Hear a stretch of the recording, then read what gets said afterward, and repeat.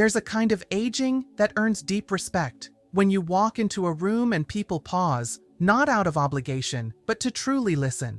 But there's also another kind of aging, the kind that makes others want to avoid you. Because when you walk in, you bring complaints, stubborn opinions, and a tone that makes everyone sigh. The irony is, no one sets out to become the grumpy old man, yet certain habits, repeated over time, quietly push us into exactly that role, without us even realizing it. Growing older should be a time when you have the most of what truly matters: experience, perspective, and if lived wisely, the admiration of others.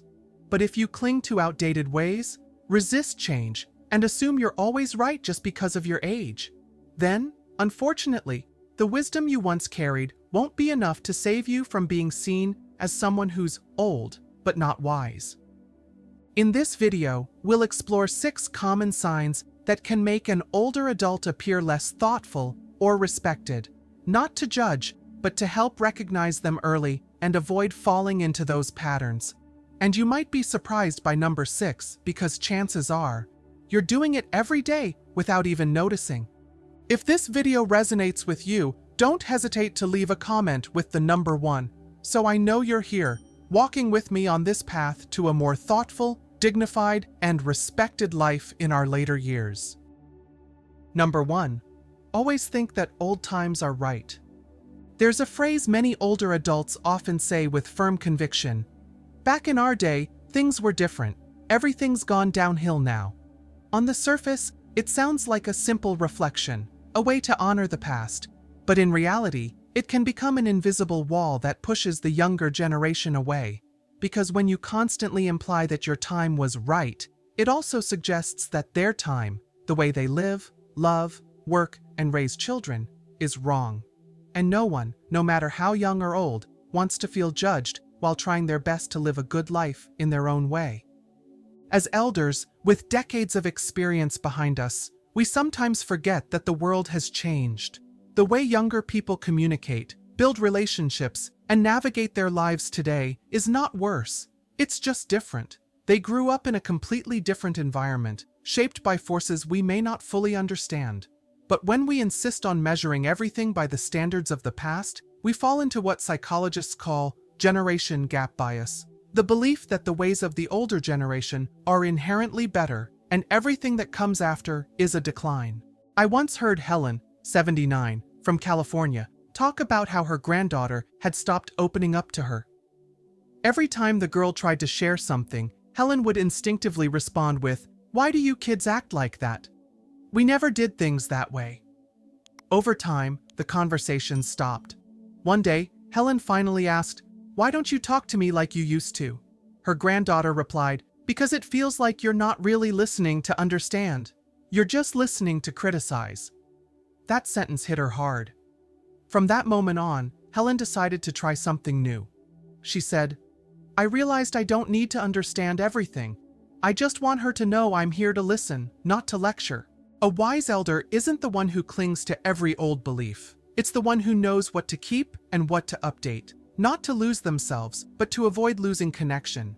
Understanding and accepting differences doesn't erase the value of the past. It adds depth to your legacy. It tells the younger generation, "You matter to me, not in spite of your differences, but because I choose to keep growing with you." Eventually, you'll see that the generational gap isn't as daunting as the emotional distance that silence and judgment can create. And the only thing strong enough to bridge that gap is respect. When you stop saying, "Back in my day, we did it right," and instead start asking, "Tell me how things work for you now," you're not just updating your mindset. You're preserving the thread of connection that no number of years can ever cut. Second, admitting that you are old and useless. Among all the quiet, bittersweet things older adults sometimes say, perhaps none is more heartbreaking than the phrase, "I'm old now, I'm useless." It doesn't come with anger or drama, just a quiet resignation, as if the person speaking has already decided that they have nothing left to offer, nothing worth listening to or appreciating. But what's even more painful is this: when you say it often enough, the people around you start to believe it too. And slowly, they begin treating you as someone who no longer has a role to play. I once met Mr. Robert, 75, living in a small town in Colorado. After his wife passed away, he lived alone in an old house with a worn-out wooden guitar by his side. Whenever neighbors stopped by to check in or invite him somewhere, he'd smile faintly and say, "I'm old now, who needs me?" It sounded harmless, but no one quite knew how to respond. Then one afternoon, the young grandson of a neighbor walked by and heard Robert strumming his guitar on the porch. "Sir," he asked, "would you teach me how to play?" Robert chuckled, shook his head, but said yes. From that afternoon on, every weekend, a few neighborhood kids would gather around his porch. First, they came for guitar lessons. Then they stayed for his stories, his wisdom, his warmth. They brought cookies, they asked about life. And Robert found himself not just teaching music, but sharing lessons about patience, joy, and resilience. He once told me, "Those kids think I'm teaching them. But really, they're the ones pulling me out of the dark corner I've kept myself in for years." In psychology, this is known as a self-fulfilling prophecy. When you repeat a negative belief often enough, you start to act in ways that make it come true. If you believe you're useless, you withdraw, you say no to opportunities, and eventually, you live exactly as that belief predicted. But if you change that sentence to, "I still have value," you quietly open a new door, even if just a crack. Age has never been what defines the worth of a person. What defines you is how you choose to live each day, with intention, awareness, and a quiet belief that you still have something to offer, something to connect, something to inspire. You can be the storyteller, the spark, the comfort, and sometimes, all it takes is believing you still have something to give, and the world will quietly gather around to listen more than you ever imagined. 3. Refusing to learn new things, then blaming age. Have you ever found yourself confused by a new phone, unsure of how to use a TV remote with too many buttons, or hesitant when your kids or grandkids suggest learning to use an app, social media, or even just booking a doctor's appointment online? And instead of giving it a try, you brush it off with a familiar phrase, "I'm too old for this." That line sounds harmless, even humble, but underneath it often lies a deeply rooted habit, the habit of turning away from new things, not because you can't learn them, but because you've convinced yourself you don't need to. As older adults, many of us were taught to be modest, to stick with what's familiar, to value stability over change. But in a world that shifts every single day, refusing to engage with anything new slowly separates you from the flow of life. When you constantly turn down opportunities to learn, you're not just missing out on useful skills, you're letting old age steal your curiosity, your flexibility, and your sense of belonging in the modern world. Even worse, people around you will start to assume that you're no longer interested, no longer capable, and no longer curious. They stop asking your opinion, stop sharing new ideas, stop including you, not out of disrespect, but because you unknowingly shut that door long ago. Grace, an 80-year-old woman living in Sacramento, was once given a smartphone by her son. She didn't care much for it, until one day she noticed the soft, evening light pouring through her window, casting a glow on her cup of tea. Something inside her wanted to capture that moment. She fumbled with the camera, took a blurry photo, but found it beautiful nonetheless. From that day on, she started learning how to take pictures with her phone. Her grandchildren helped her adjust the lighting, install apps, and share her photos. She didn't just take pictures of meals, flowers, or the sun on her porch. She began telling the story of her life through each image. Her local community started calling her Grandma the Photographer, and what she said still lingers in people's hearts. "I take pictures to remind myself that every day I'm alive is a day worth remembering." Science calls this neuroplasticity, the brain's ability to form new connections, even at 70, 80, or beyond. When you learn something new, your brain becomes sharper, your spirit livelier, your motivation stronger. On the other hand, if you keep saying, "I'm too old to learn," you're cutting yourself off from joy and slowly aging not just in body, but in spirit. Getting older doesn't take away your ability to grow. It simply invites you to grow differently, more gently, more deliberately. But as long as you're still curious, still reaching for something new, you're still young, and you're still living in a way that's vibrant, meaningful, and absolutely worth celebrating. 4. Complaining and being negative too much. There are certain phrases that seem harmless, but quietly become habits that drain those around us. There's nothing fun about getting old. Young people don't care about us anymore. Or, living like this, I'd rather be dead. If said once in a while, these complaints can be a way to release pain, but when they're spoken every day, to everyone, about everything, even the most caring people eventually start to pull away. Not because they don't care, but because they're exhausted. I once met Mr. Lamb, 76, at a senior community center in Washington state. He lived alone, his children lived far away. When he first joined the group, he barely spoke, but when someone tried to strike up a conversation, he would start with, "I just came for something to do, but honestly, life is boring now. There's nothing left to look forward to." At first, people tried to encourage him, but over time, the conversations faded. No one wants to talk with someone who unintentionally brings everyone's mood down, even if they feel sympathy. Things changed when the center hosted a weekend dance for seniors. Mr. Lamb wasn't planning to attend, but then an 82-year-old woman, even older than him, invited him to dance with a cheerful, "Come on, just one song, what have you got to lose?" He reluctantly agreed. What no one expected was that he smiled through the entire dance. From that day on, he returned to the center with a different energy.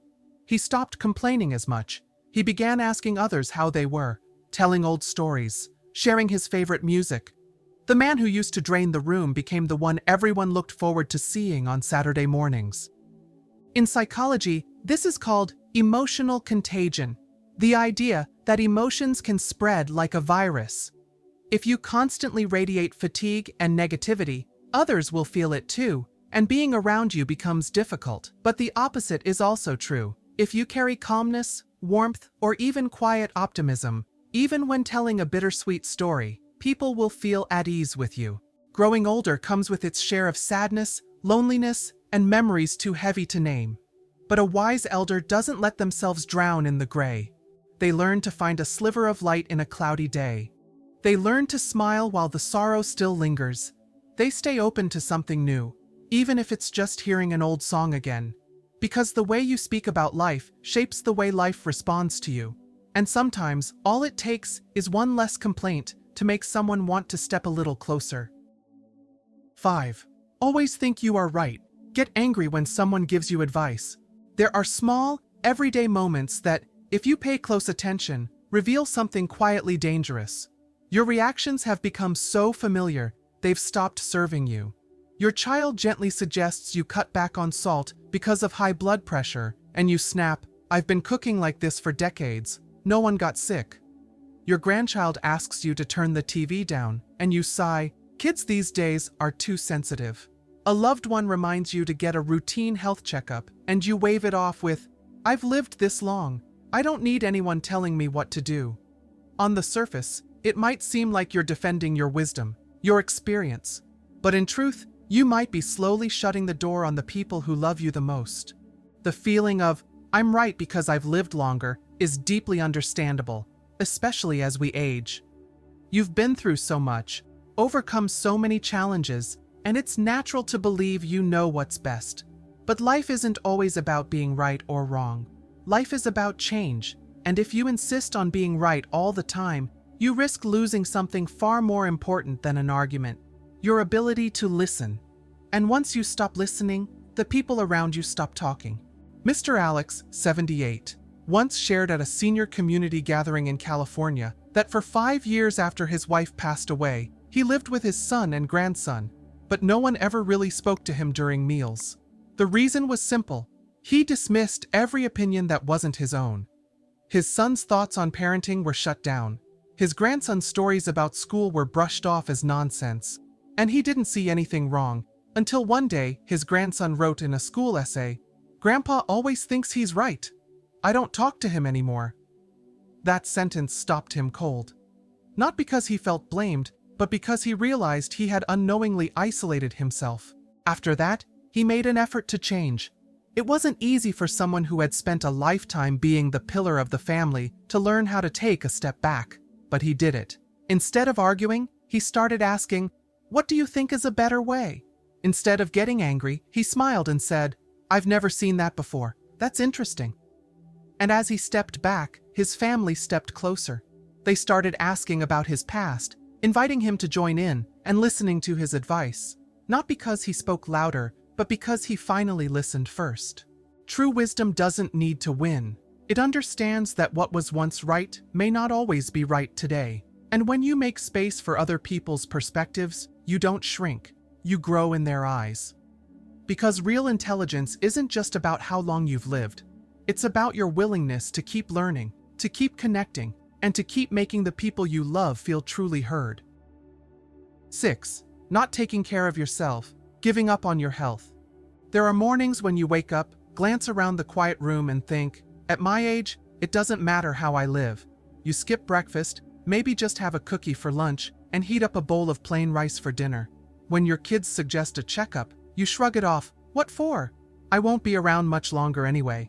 They encourage you to go for a walk or do some stretching, and you chuckle, I don't have the strength for all that anymore. These thoughts creep in, not because you don't know how important self-care is, but because deep down, you're tired. You've started to let go.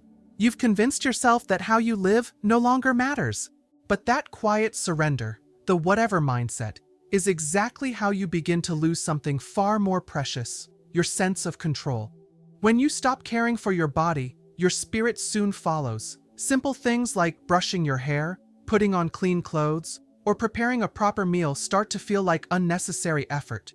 You withdraw, avoid social invitations, stay silent in group conversations, and slowly, you fall into a loop. Weak body, low spirit, less motivation, even weaker health. In psychology, this is known as self-neglect, a passive but dangerous pattern that can lead to depression, memory loss, and reduced independence in older adults. The saddest part is, when you stop caring for yourself, others begin to feel unsure about how to care for you too. Some may even assume you've given up, and without meaning to, they start pulling away. But here's the truth. You still have a choice. I once met Ms. Mai Lin, a 73-year-old woman living in Sacramento, who had a minor stroke and thought she'd be dependent on others for the rest of her life. But one morning, she looked in the mirror and saw her own tired, distant eyes. And she said to herself, I don't want to end my life quietly and helpless. So she began making changes, one small step at a time, drinking more water, cutting back on salt, taking a few steps each morning, then breathing exercises, gentle stretching, more vegetables. In just a few months, not only did her health improve, she smiled more, her skin looked brighter, and most of all, her eyes had come back to life. Taking care of yourself isn't about chasing more time. It's about honoring the time you do have. It's your way of saying, I still matter, I'm still here, and I deserve to feel like myself. Whether you're 60, 70, or 90, your right to live clean, strong, respected, and with dignity has never expired. But it has to start with you. And it starts when you stop saying, it doesn't matter how I live anymore. Because it does. It always has. At a certain point in life, we stop chasing status, money, or everyday victories. But there's one thing we still need, no matter our age. The feeling that we still matter, that we still have value, that we are still appreciated. And that doesn't come from others validating us. It begins with how we see ourselves and how we choose to treat ourselves each day. Growing older isn't a time to give up or fade into the background. It's a precious chapter, one where we can slow down, live more deeply, and finally be honest about what we truly want. Don't let the phrases that come so easily, I'm too old to matter, no one cares, or whatever, I'll just go along, become a self-fulfilling prophecy that shrinks your life into something smaller than it was meant to be. You deserve a later life, filled with choice, with voice, with joy, and connection. And it all starts with believing that you still have so much to offer.